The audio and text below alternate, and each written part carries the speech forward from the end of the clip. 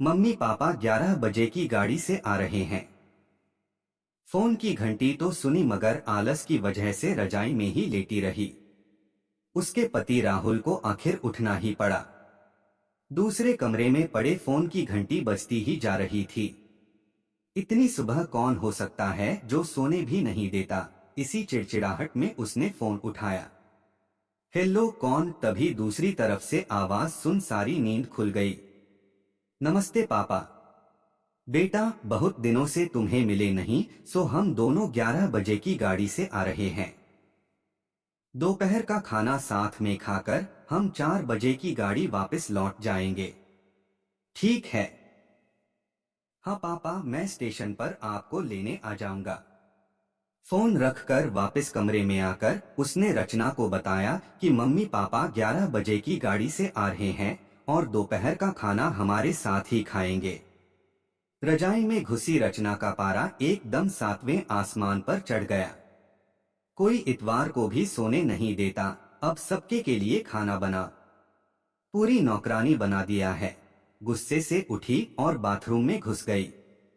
राहुल हक्का बक्का हो उसे देखता ही रह गया।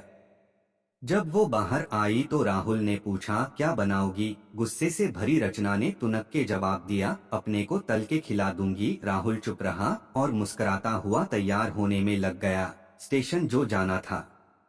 थोड़ी देर बाद गुस्सैल रचना को बोलकर वो मम्मी पापा को लेने स्टेशन जा रहा है, वो घर से निकल गया। रचना गुस्से में बड़बड़ाते हुए खाना बना रही थी।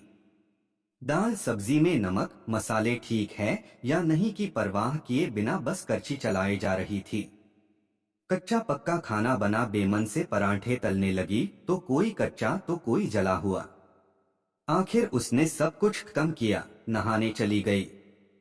नहा के निकली और तैयार हो सोफे पर बैठ मैगजीन के पन्ने पलटने लगी। उसके मन में तो बस यह चल रहा था कि सारा संडे खराब कर दिया। बस अब तो आए, खाए और वापस जाए। थोड़ी देर में घर की घंटी बजी तो बड़े बेमन से उठी और दरवाजा खोला।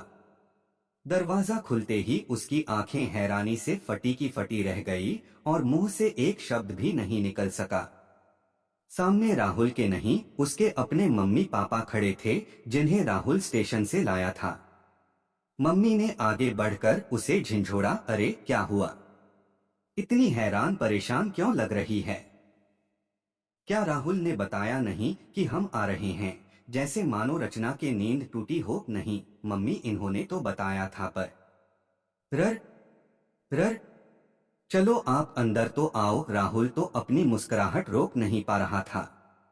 कुछ देर इधर उधर की बातें करने में बीत गया। थोड़ी देर बाद पापा ने कहा, रचना गप्पे ही मारती रहोगी या कुछ खिलाओगी भी? यह सुन रचना को मानो सांप सूंघ गया हो। क्या करती? बेचारी को अपने हाथों ही से बनाए अधपक्के और जले हुए खाने को परोसना पड़ा। मम्मी पापा खाना तो खा रहे थे मगर उनकी आंखों में एक प्रश्न था जिसका वो जवाब ढूंढ रहे थे। आखिर इतना स्वादिष्ट खाना बनाने वाली उनकी बेटी आज उन्हें कैसा खाना खिला रही है? रचना बस मुंह नीचे किए बैठी खाना खा रही थी। मम्मी पापा से आंख मिलाने की उसकी हिम्मत नहीं हो पा रही थी। खाना खत्म कर सब ड्राइंग रूम में आ बैठे।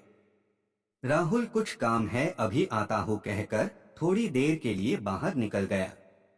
राहुल के जाते ही मम्मी, जो बहुत देर से चुप बैठी थी, बोल पड़ी, क्या राहुल ने बताया नहीं था कि हम आ रहे हैं?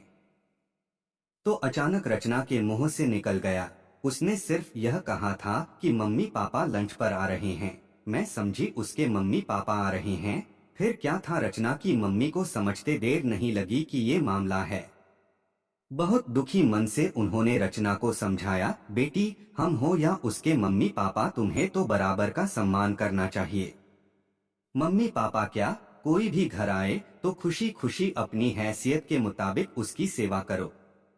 बेटी जितना किसी को सम्मान दोगी उतना तुम्हें ही प्यार और इज्जत मिलेगी।